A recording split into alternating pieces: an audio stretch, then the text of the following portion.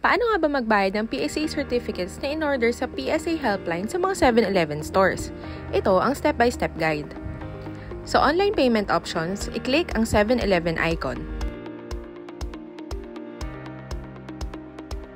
Dadalhin ka ngayon sa page kung saan ipapakita sa iyo ang instructions kung paano babayaran ang iyong PSA orders gamit ang click machine sa 7-Eleven stores.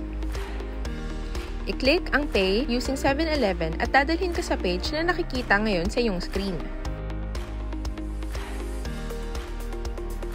Next ay kailangan mo nang pumunta sa pinakamalapit na 7-Eleven store para bayaran ang iyong order.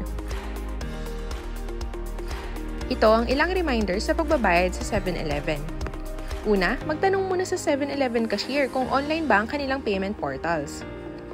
Kung higit sa isa ang iyong PSA certificate order, halimbawa ay umorder ka ng birth certificate at marriage certificate, meron silang kanya-kanyang reference numbers. At ang mga ito ay kailangan mong i-input at bayaran sa click machine isa-isa. Isang payment para sa birth certificate at isa pa ulit para sa marriage certificate. Maaari mong bayaran na lang ito ng minsanan pagdating sa cashier. Ang lahat ng payments na ginawa gamit ang EasyPay sa mga 7-Eleven stores ay credited real-time. At lastly, kung offline ang store na pinagbayaran mo, magkakaroon ng delay sa posting ng payment. Kaya tulad na nabanggit sa pinakaunang reminder, i-check muna sa cashier kung online ba ang kanilang payment portals bago magbayad sa click machine. Okay, balik na tayo sa process. Ngayong nasa 7-Eleven store ka na, pumunta na sa click kiosk at pindutin ang bills payment. Sa Bills Payment menu, piliin ang PSA Helpline. Next, i-type ang reference number ng iyong PSA certificate order. Kung halimbawang hindi lang isang klase ng certificate ng order mo, kailangan mong gawin ang same process na ito sa bawat isa dahil may iba't iba silang reference number. Hindi kasi maaaring isabay-sabay ang iba't ibang reference number sa iisang transaction. Gamitin ang iyong mobile number bilang contact number. Huwag mag-alala dahil wala namang additional convenience fee para sa multiple transactions. Ito ang mga rates sa bawat PSA certificate. 365 pesos para sa birth, marriage, and death certificate at 420 pesos naman para sa Senomar. Kapag natapos na ang proseso, may lalabas na printed copy ng payment receipt. Dalhin ito sa cashier para mabayaran na ang iyong order. Kung halimbawang dalawang klase ng certificates ang in-order, dalawang printed receipts dapat ang meron ka. Maaaring bayaran ng mga ito ng minsanan. Kapag natapos ng bayaran, makaka-receive ng notification sa email at text na successful na ang iyong payment. Kailangan na lang hintayin dumating ang iyong orders. Reminder lang rin na laging humingi ng resibo at i-check kung tama ang mga details na naka-reflect dito. Itago ang resibo hanggang matanggap ang iyong orders. Ano-ano nga ba ang mga benefits sa pagbabayad sa 7-Eleven stores?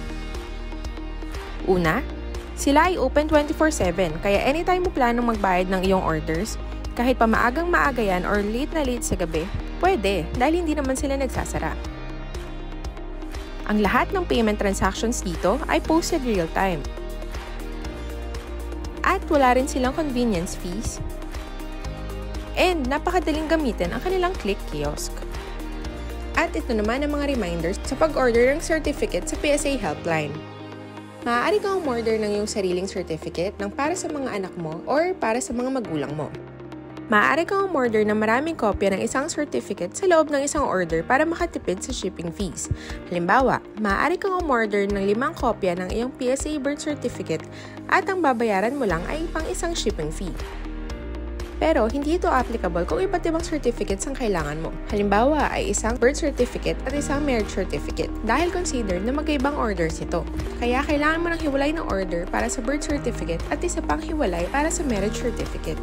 Kung ang i-order na certificate ay para sa mga anak o magulang, siguruhin kayang mai-provide ang kanilang personal details tulad ng buong pangalan, birth date, date of marriage para sa marriage certificate at date of death para naman sa death certificate.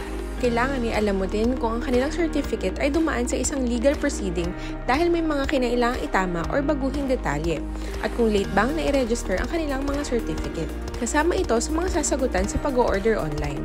Sunod, ang mga 18 years old and above lang ang maaaring umorder ng PSA certificates online. If para sa mga anak or magulang ang i-order ng certificate, kailangan mo rin mag-provide ng iyong personal information. Itatanong rin kung anong klaseng ID ang ipapresent mo kapag tinanggap ang certificates during delivery. At ito naman ang mga frequently asked questions. Pwede kayang may ibang taong tumanggap kung hindi ako available? Hindi. Kahit pa may authorization letter, hindi pinapayagan ng PSA helpline na may ibang tatanggap ng iyong sariling certificates or if ikaw ang nakaregister na requester. Kaya kailangan ay physically present ka sa address na nilagay mo para tumanggap ng mga documents. Gaano katagal bago dumating ang mga in-order kong certificates? Kapag na-confirm na ang iyong payment, magsisimula na agad ang pagpaprocess ng iyong order. If within Metro Manila ang delivery address, matatanggap ito sa loob ng 3 hanggang 4 na working days, meaning hindi kasama sa bilang ang weekends at holidays. Kung sa probinsya naman ay nasa 3 to 8 working days. Maaari ko bang matrack kung ano ng status ng orders ko? Yes, may ganitong feature ang website ng PSA Helpline. Pumunta lang sa kanilang website at i-click ang check status na option. I-type ang iyong reference number para ma-check kung processing pa ba or for delivery na.